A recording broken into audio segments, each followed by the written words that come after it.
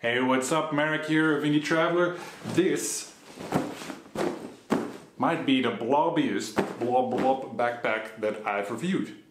But we'll get into that in a second. This is actually a great backpack, the Cotopaxi Allpa.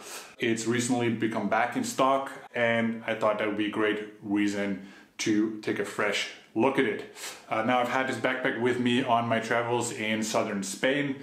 I had the wonderful good fortune to live in the beautiful city of Seville for about 6 months, and during this time we took all kinds of trips through Andalusia, and this buddy had been with me all that time.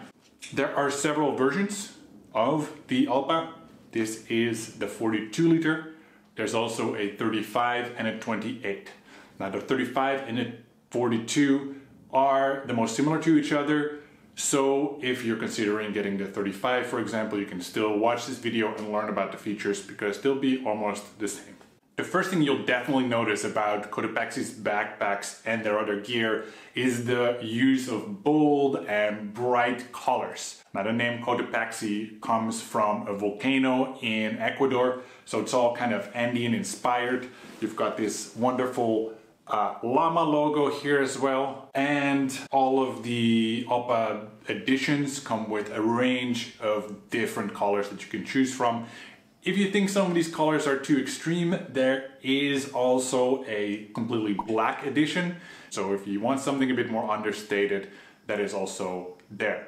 Now, I think at first glance the colors might seem a little bit intense, but I do really like that they're doing something different here. The backpacks are, well, I said they were Andean inspired, but they're actually manufactured in the Philippines. And Cotopaxi has done a fun thing where there is a special edition of each of the Allpas called the Del Dia, which uses whatever colors they have at that time. So they'll use like remnant inventory and they'll give the people in the factory the creativity to just make a backpack from whatever sheets of fabric they have, at least whatever colors they have.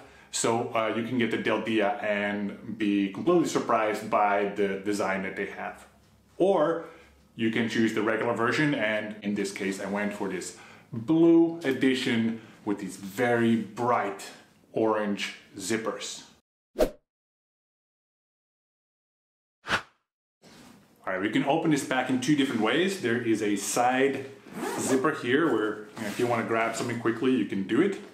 But the main zipper is definitely this bright colored one, and if we unzip that all the way, you'll see it has a clamshell kind of interior with one big space for your clothing with a mesh panel in front of it and 3 other compartments here, also with mesh panels in front. That will allow you to store your accessories and your smaller clothing items.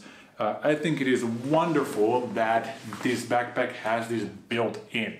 One thing to say about the kind of clamshell design is that if you have bigger shoes or maybe boots or something, then maybe that won't fit as easily in here as in a backpack that has just one big compartment because it's kind of sliced through the middle. I haven't had any issues with that myself. I do pack hiking shoes and I've got quite chunky feet. So, you know, I managed to fit it in here anyway, but maybe if you have like big boots, it could be an issue.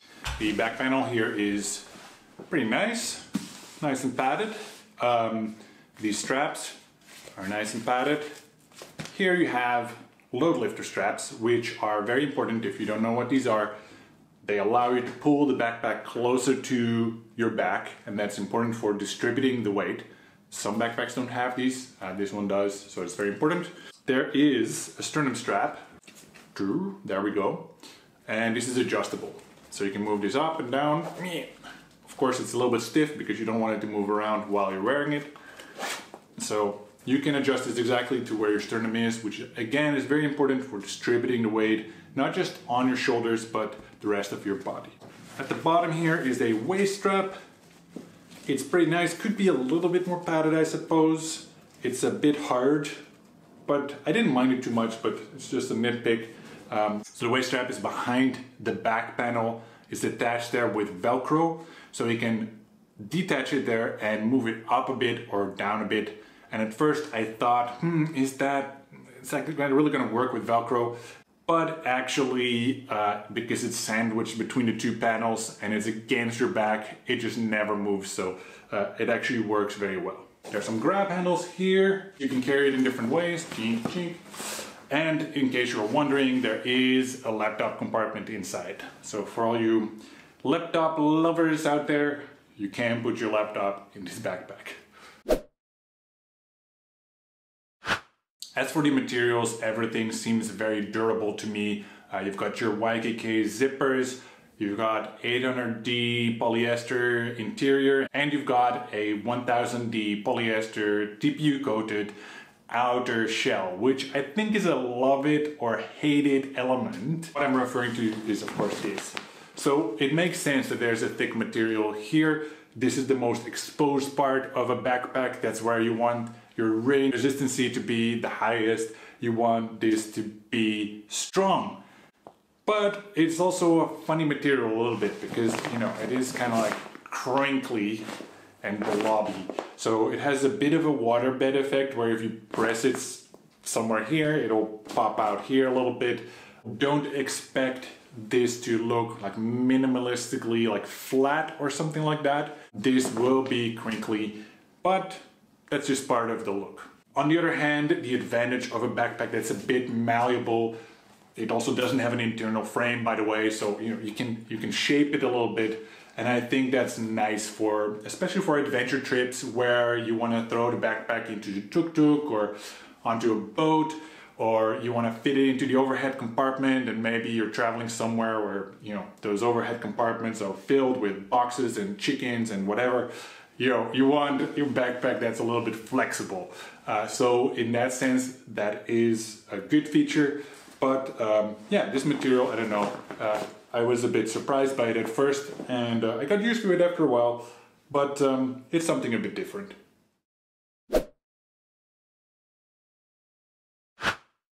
So what do I think of the Allpa? Well, before I say that, let me mention there's some links in the description below. One goes to my written review, which I always keep up to date, and the other link goes to the online store where you can look at the different configurations and color options of this pack. Alright, I think the main strong point is the internal organization. It's nice to have all these compartments there already. It opens very easily, it's easy to pack, and you can do all that without using packing cubes. Something to consider as well about the price of this backpack, because most likely you won't need to buy other accessories to make this backpack work for you. The other good aspect of this pack is the harness and the back panel. It's maybe not quite at the level of a dedicated like trekking backpack like the Osprey Farpoint Trek. I also recently reviewed the Salcon backpacker, which has a very thick padded and, you know, very professional looking harness.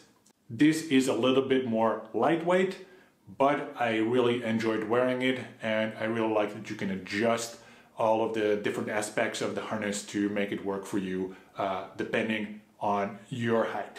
It is a bit on the heavy side.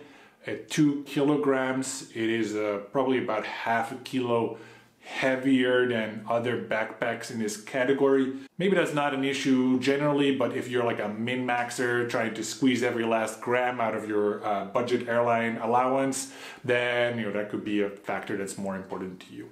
The deciding factor in whether you should get this pack should probably be the design.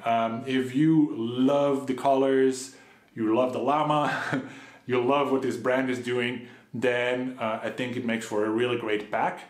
I want to show you one last thing, which is, so I bought this pack with my own money, but when Cotopaxi saw my review, they were like, well, you reviewed our pack, let us send you a Dia version of our Daypack.